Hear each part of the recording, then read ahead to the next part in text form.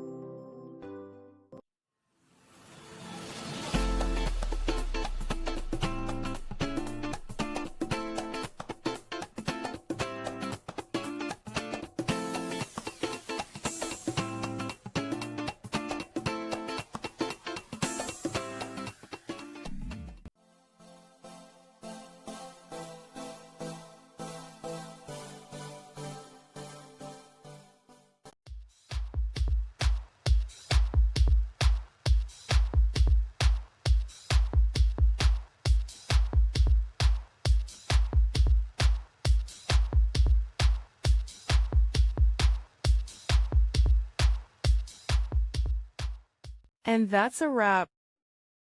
I hope you found the answer you were looking for. If you did, take a second to hit that subscribe button. It really helps out. And let me know in the comments which solution worked best for you. See you next time in the debug zone.